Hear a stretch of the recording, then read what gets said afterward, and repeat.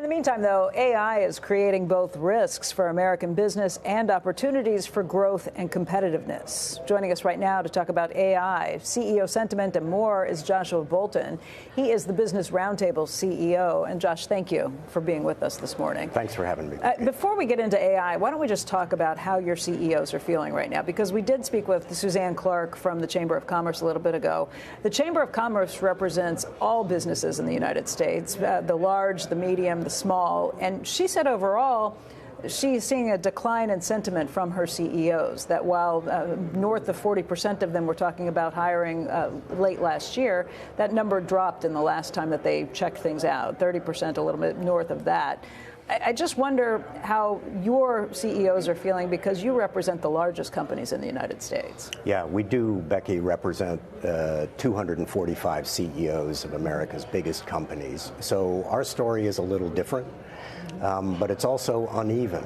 The hiring plans for our CEOs have been muted for more than a year. Those who are directly involved in the AI boom, they're the most optimistic, they're investing the most, and most others are navigating pretty well. The turbulence in the economy, the unevenness, comes more among their customers and suppliers, and they're worried about them. And how would you just judge sentiment, let's say, if you were to give it a grade now versus where we were a year ago, 3 years ago, 5 years ago? Well, remember a year ago, we were just coming out of Liberation Day. Right, Sentiment was very nervous at that time and downbeat. So it is better than a year ago. It's definitely better than the midst of high inflation post-pandemic. It's better than the pandemic. So compared to what, it's not bad. But they know they're navigating a pretty turbulent environment, both geopolitically, economically, with tariffs, and most of them are remaining pretty optimistic overall. But they know they're navigating difficult waters. Josh, we have Jameson Greer coming on. He wrote an op-ed the other day about tariffs and about what he sees are the benefits of tariffs. He also makes the point that the chattering class talking about tariffs negatively, it was like Christianity. They're talking about it without ever having lived it or done it. And he makes the case that pre-World War II, it was done all the time to balance world trade. How much of the current malaise that we're feeling with consumers is tariff related? Because we almost got through that. We were waiting for Godot. And we looked into the abyss, and it never really happened. We turned the lights on, and it was de minimis, any type of inflation you're talking about, or disruption, and maybe there were some positives until the war. How much of these problems now with inflation are tariff-related? Are we back to blaming tariffs, or is it based on the strait being closed? Because you're an old-style Republican. If you tax something, you get less of it, and tariffs are taxes, and they affect consumers. Have you changed that view at all? I take old style as a compliment, Joe. We haven't changed that view about whether tariffs overall are a good thing. You two may pass. You should ask Jameson. Well, you would have quite an argument with him. No, we at the Roundtable, we got a lot of respect for Jameson Greer. He's been a really good interlocutor. We've disagreed on the benefit and value of tariffs overall. Our view is that tariffs do have a place. They've been used throughout our history, sometimes productively, for protecting industries associated with our national security, industries associated with our economic security. But we don't agree that tariffs overall have been good for the economy. They are a tax, and they've been especially difficult for the manufacturers among our members.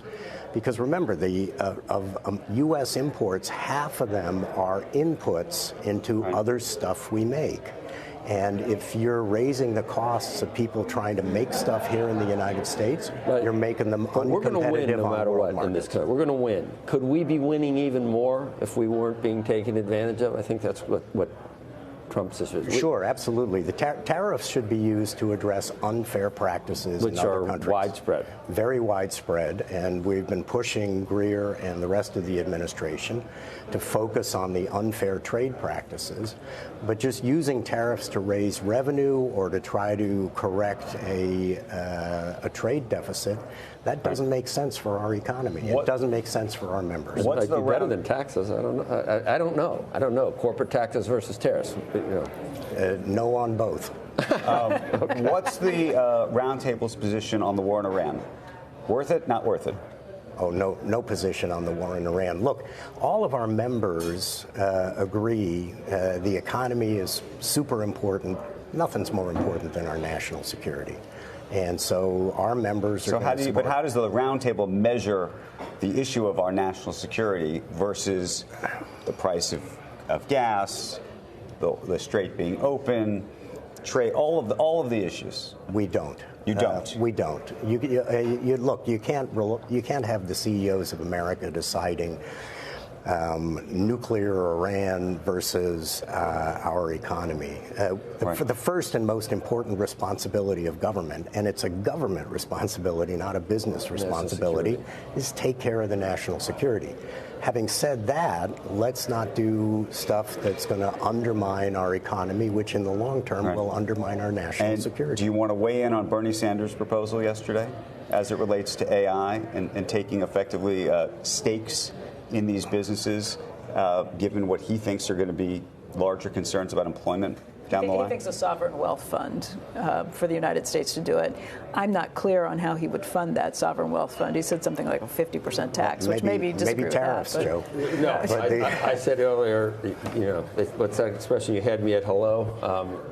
When you start with Bernie, I'm a no. I think the business roundtable would probably be probably similar, but no on a sovereign wealth fund. There are times and places where government needs to intervene in the economy, but to make the government a player in our economy just invites distortions and misallocation of resources. We asked Suzanne Clark about this. Where do you stand, for example, on the investment stake in an Intel, for example? I don't know about this. I don't want to comment on the specifics of the Intel arrangement, but that shouldn't be the norm. It's that the government is not here to act as a market player itself. Old style. Old style, and I embrace it, Joe. I know you do. It's what's brought us to this moment of prosperity. I'm with you. Josh, you do have areas you would like to see the government intervene. The Business Roundtable has asked the government to intervene when it comes to energy, to make sure that there aren't disruptions in the energy grid for shutting down AI growth. Yeah.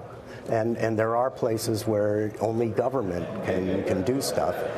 One of them is what you were talking about earlier, which is AI cybersecurity. We need government to be engaged to help organize the business community so that we're as protected as we possibly can be from these things. So government's got a big role. It's to set the ground rules, create the conditions for our members to be successful businesses. But government's role is not to be a market participant itself. Josh, when in Rome, Trump's president, so when in Rome, and I see it. I see it happen a lot. People rethink a lot of positions because it could have been Kamala and Tim. So let's just remember that.